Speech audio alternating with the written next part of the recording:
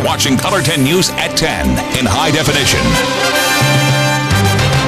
The family of a man killed in Branson last week can sleep better tonight knowing the accused killer is charged with murder. Good evening, I'm Ashley Ketz.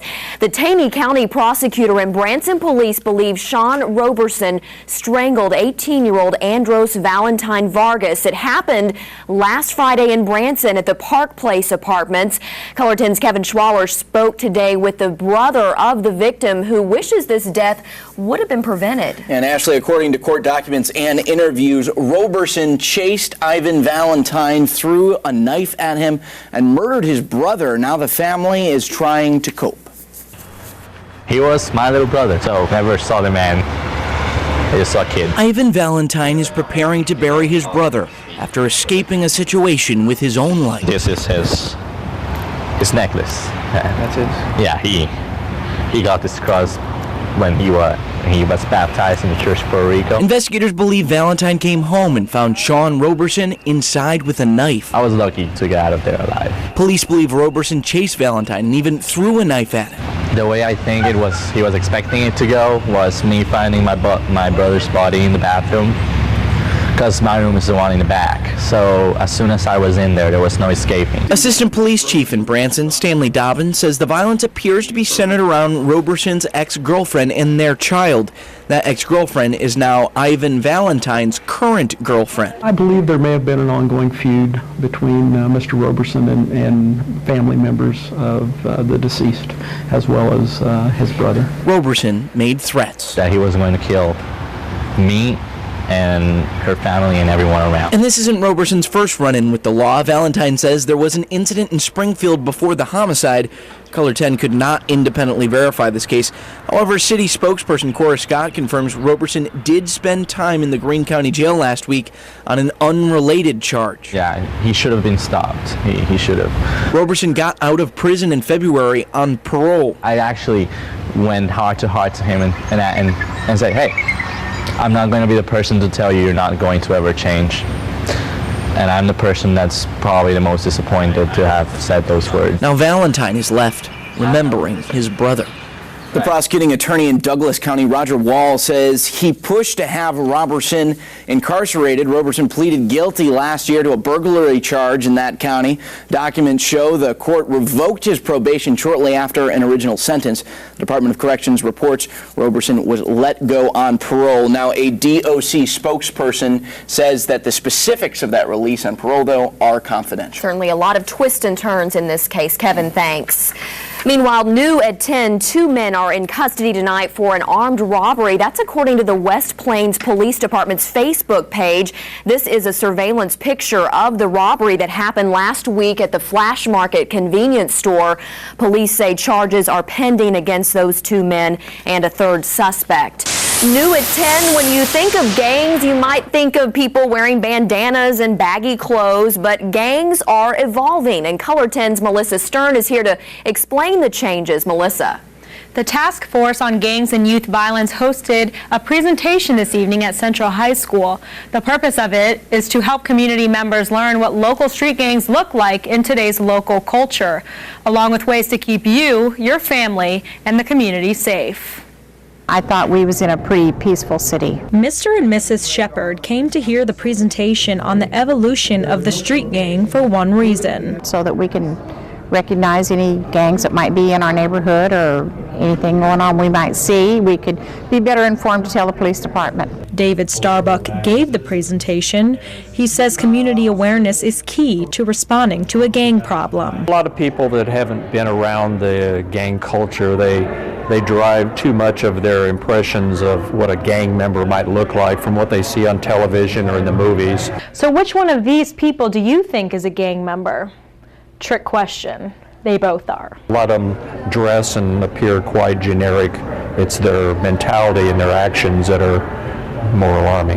Starbuck says he often refers to them as hybrid gangs. They're very diverse. They're blending in more. And although the gangs in the Ozarks might not be quite like the ones in Chicago or LA, they can be just as notorious and just as problematic. I don't actually feel threatened, but I don't want to, and that's why I'm here.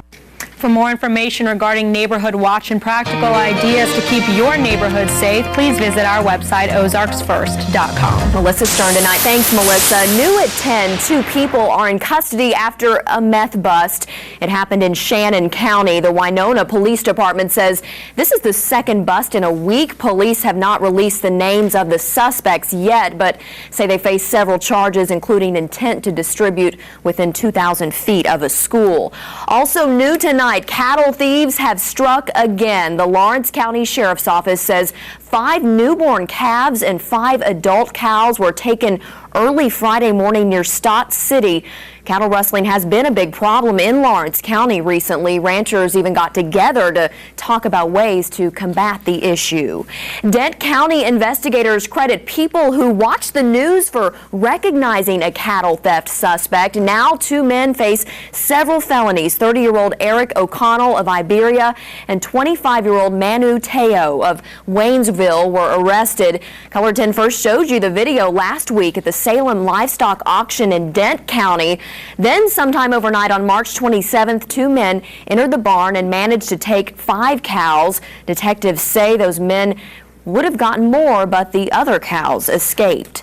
Jamie Warner is in the weather lab tonight, and Jamie, certainly the cold temperatures are back. Yeah, cold, and also the wet weather is back. Now, we're not going to be finding much in the way of snowfall with this forecast, but it certainly feels like wintertime out there. Temperatures currently are in the upper 30s. To the north, where the clouds have been thinner, while areas to the south, it's in the low to mid 40s, but it's sort of a clammy cold because it's also a little wet. We've got showers out there. They've been impacting areas for much of the evening along and south of Highway 60. Now it looks like they're beginning to expand a little bit further north. We've got rain as far north as just south of Nevada, and some of this shower activity will actually make its way across parts of Dade County, I think, here over the next hour or so, and that will likely make its way into Greene County, too. Currently not much out there in Greene County here in Springfield. We've got a little bit of sprinkles, maybe a few light showers to our south and west, bigger patch of showers to our east, and another patch of showers to our west. And it's all going to be moving to the area this evening and overnight tonight. Will likely be with us into the morning tomorrow, but I think there'll be a tendency for that activity to focus further south as we get into the afternoon. So we could even see a few peaks of sun, but it will be cold with highs in the mid 40s. Thanks, Jamie. New at 10, Branson's Airport now knows when it could lose funding for its air traffic control tower. The Federal Aviation Administration's website shows on May 5th, funding will be cut. This is part of the FAA's plans to save millions, hundreds of millions of dollars. As part of sequestration, the FAA plans to cut funding at 149 towers across the country. In tonight's political coverage across Missouri, counties will be holding elections tomorrow. The big issues in Greene County are a Springfield Public Schools bond and levy, a Springfield city sales tax proposal, and 2 city council seats. Now in Lawrence County, a special election will be held to fill the vacancy in the office of State Representative District 157. This vacancy was created by the resignation of Representative Don Ruzicka. Democrat Charles Dake and Republican Mike Moon are the candidates. Next January, Arkansas voters will be required to show identification at the polls. Today, the House of Representatives voted to override Governor Mike Beebe's veto of the voter ID bill. The Senate has already overridden the veto. Governor Beebe says the reason he vetoed the bill is because it would increase costs and make some people less likely to vote. New tonight, a Greene County business is accused of illegally dumping waste into a mine shaft.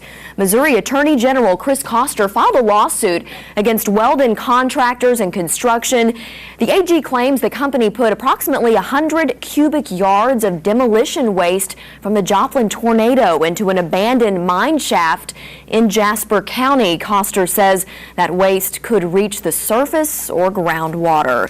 Students at Drury University soak in national attention. The men's basketball team heads to Atlanta this weekend to play in the NCAA Division II National Championship game. The university is working to coordinate travel packages for students, staff, and alumni. Drury has even canceled dayside classes Monday so students and faculty can travel back safely from Atlanta. Even students who do not usually follow basketball are pretty pumped up about the game. This is the first thing I've really kind of been a part of, even just a little bit. So it's really interesting. I hope we win. Go Drury. And for those who cannot make the trip to Georgia, social media is keeping them connected. There's a hashtag on Twitter for the Panthers. Fans are also following on Facebook. Now, if you're going to be watching it from home, be sure to keep it here on Color 10. Drury plays Metro State Sunday. That game will air at 3 in the afternoon. But before the big game, we have you covered with more basketball coverage. We're airing a special Friday night called Drury Panthers Road to the Championship. It starts at 6:30. The show will air again Saturday at 4:30 in the afternoon and at 9:30 Saturday night on KOZL. Well, more and more companies are offering workers cash to get healthy. What was really neat is my coworkers watched it coming off. What a new study shows about losing weight when you can gain money. Color 10 also wants to gain more Facebook friends. Be sure to check out our page. Look for the Facebook icon on ozarksfirst.com and like our page.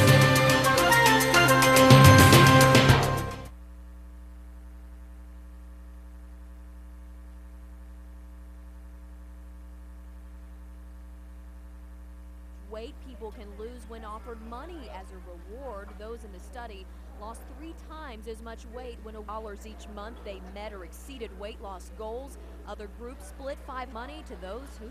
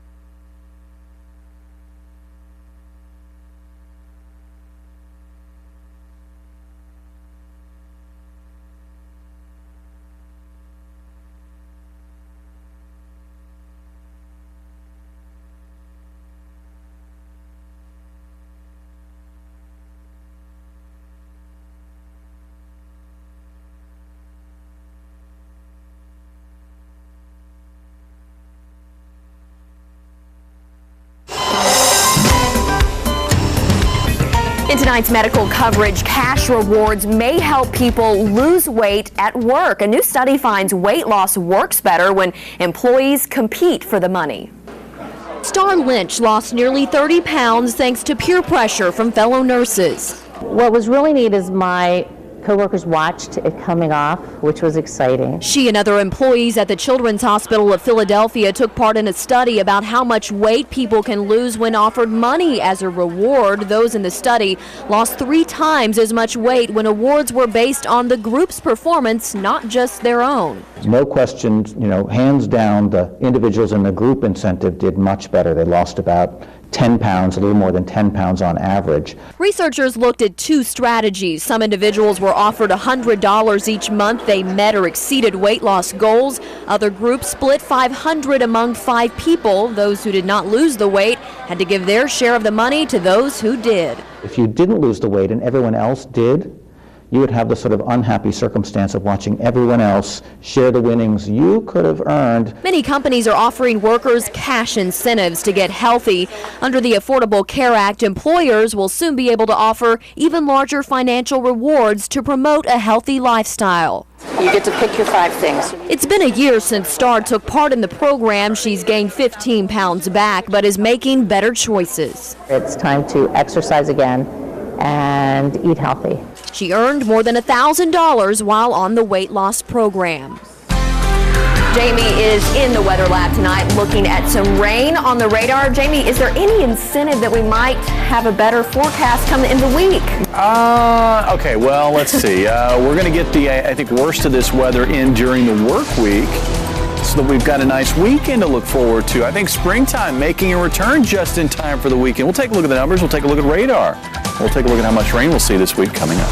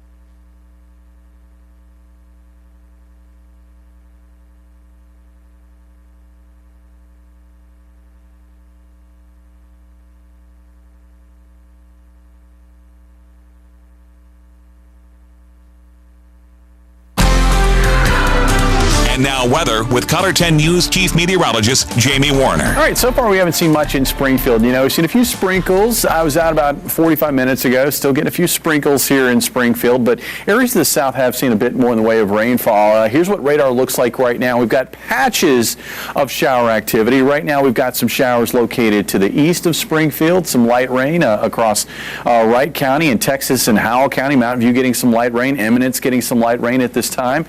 Notice, though, as we head west, there's really not much across Greene County or Christian County, although we're beginning to see a few light showers to the west and northwest of Republic. Everything tracking toward the east-southeast, so Republican Battlefield will get in on some of this, and that will likely also impact areas around Nixa and Ozark. The bulk of the shower activity, though, is further west. I'll pan this down a little bit. You can see Lockwood over through Jasper, south through Carthage, Joplin. We've got showers, and this is probably not heavy rain. This is probably something called bright banding. Basically, the atmosphere is almost cold enough to support snow all the way to the surface, almost.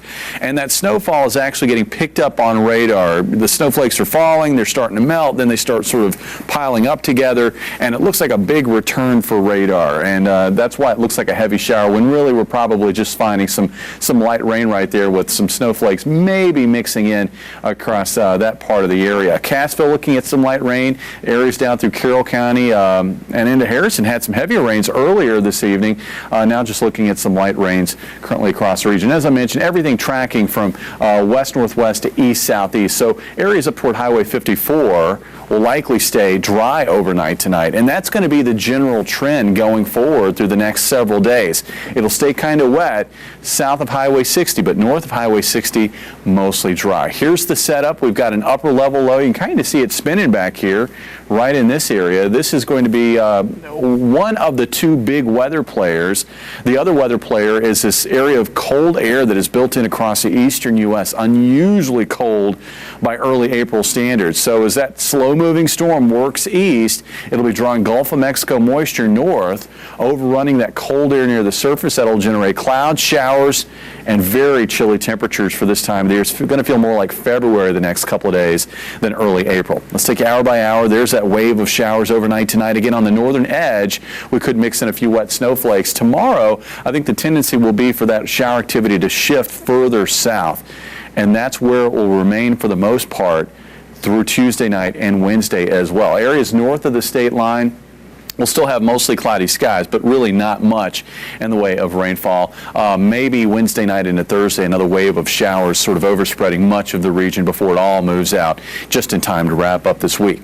Overnight tonight, cloudy skies. Best chance for showers, again, it will be along and south of Highway 60, about 34 for the overnight low. Areas to the north where we're actually looking at a little bit of starshine will likely drop a little bit below the freezing mark. Tomorrow, cloudy day, about 45 for the high here in Springfield. Best chance for rain will be down to the south of Highway 60, especially down into northern Arkansas, where it will be rain cooled all day long. Highs only around 41 in Harrison, while areas to the north could get some peaks of sun and highs in the upper 40s. Let's get past Thursday. Take a look at Friday into the weekend. We're going to find spring-like temperatures with mostly sunny skies Friday into Saturday. And take a look at that big warming trend. 67 for high Friday, 70s on Saturday. I think as we wrap up this weekend into next week, we're going to also start throwing in some spring-like thunderstorms as well. So it's not just going to tease us this time. We get a few days. No, and I think once we get into this warmer weather this weekend, it's going to be more sustained than we've seen. In fact, I think we could see maybe a shift in the pattern where the warmer weather is going to tend to win out over the cold. Sounds great. Thanks, Jamie. 3-1 is lifted into left center field. The St. Louis Cardinals and the Kansas City Royals are officially underway. Justin Doherty is next with sports.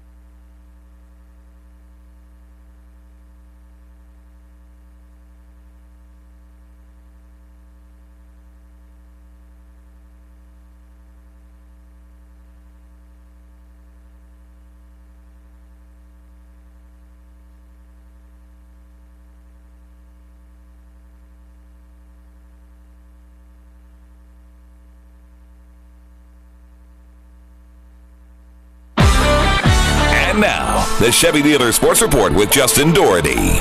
Let's play ball. Today is opening day of the 2013 Major League Baseball season. Feels good to say, doesn't it? Cardinals in the nightcap. They face the Arizona Diamondbacks, and on the mound for the Redbirds is their new $97.5 million man, Adam Wainwright. Wainwright and the Cards agreed on that 5-year deal last Thursday. New uniforms there, larger bird, red hats, same usual patch. Top first, Matt Carpenter doubles to right. That's the first official hit of the 2013 Cardinals season. Congratulations, Matt, because next time, the other Matt's. Matt Holliday, he's going to double to left center. Carpenter, he'll come around to score. 1-0 Redbirds. Good start to 2013. Then, bottom one, Wainwright in an early jam, but good things right there. Runner on third, got him. Gets Miguel Montero. Check swing on the 12-6. Then, bottom fourth, A.J. Pollock. He's going to double to center off the glove of John Jay. 2 runs will score, and right now it's D-backs. They're up 3-1 in the 4th inning. Our time, the motto of last season's Kansas City Royals, proved to be not their time. But this is a new year, new team, and a brand new starting rotation. So this year's Royals motto is come to play. And that's exactly what they did today in Chicago. Brand new ace James Shields making his Royals debut, acquired this offseason for the Tampa Bay Rays. But top 3 is his counterpart, Chris Sales, who had a day. Gets Mike Moustakas to fly out with the bases loaded. Would cost the Royals later. Bottom third, though, gets Alex Rios swinging. James Shields, 2 outs. Then very next batter, Adam Dunn, still bottom 3. Look at Adam Dunn. He can stroll off, think about that one. Inning over, top 5th, Jeff Francoeur. He's going to single up the middle. Second hit of the game, Frenchie. He finished 2 for 4 on the day. Not a bad start, 2013 for the veteran. Bottom 5th, Tyler Flowers. He's going to get all of that. Home run to left center. White Sox up 1-0. And that'd be it. Royals can't muster up anything. White Sox win 1-0. Since the opening day countdown is over, now begins the countdown for Springfield Cardinals home opener, which is 10 days from now. April 11th, the Cards will be home at Hammons Field taking on the Hooks. And who will be on the Springfield roster? Well, that was answered today. The preliminary roster for the 2013 Redbirds is a mix of some familiar faces and some new ones. Returners to the 417 is a list highlighted by infielder Xavier Scruggs, outfielders Chris Swagger and Adam Melker, pitchers Scott McGregor, and 20th rated prospect Boone Whiting. To complete the battery, the 2 catchers from last season will most likely return, Audrey Perez and Travis Tartamella. Now, let's meet the newcomers. 2010 first-round draft pick. He's a pitcher, Seth Blair. 36th round pick in that same draft, Dean Kiekeffer. Other new infielders include 2008 draftee Luis Mateo and 2013 free agent from Puerto Rico, Ruben Gatoy. But possibly one of the biggest names of the fresh faces, 2009 free agent signee from the Dominican Republic, Starlin Rodriguez. He's one of the Cards' top 25 prospects.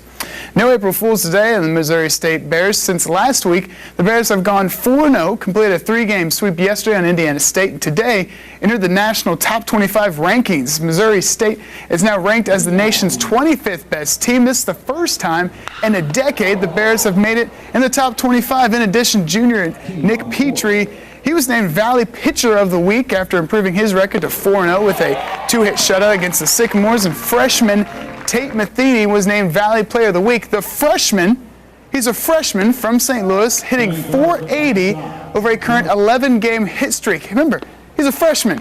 He also tied for first in the conference with the most hits. In prep action today, last year Tate Matheny was playing high school because he's a freshman.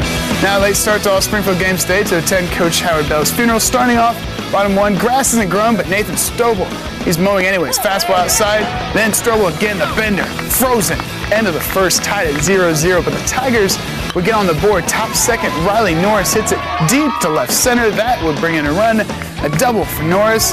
Tigers up 1-0, securing the lead in the bottom half, and then the Republic Tigers would go on to win 12-0 in 5 innings. All right, thanks, Justin. We'll be right back.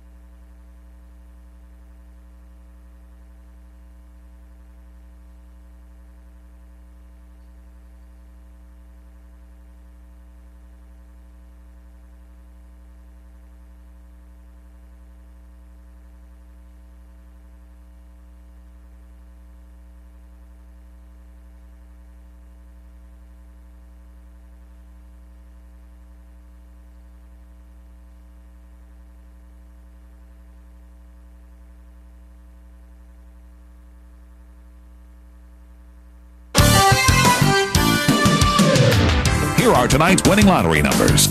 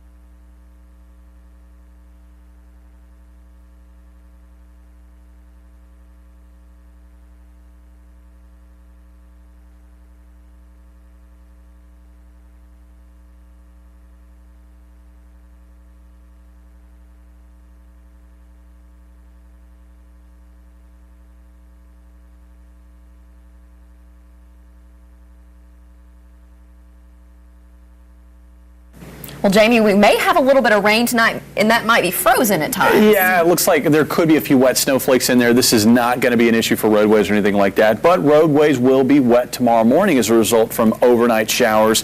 And it looks like kind of a cloudy, cool, and at times showery period right through Thursday. My goodness, we look forward to the end of the week now. Yeah. Thanks, Jamie. Thanks for staying up with us. We'll see you tomorrow.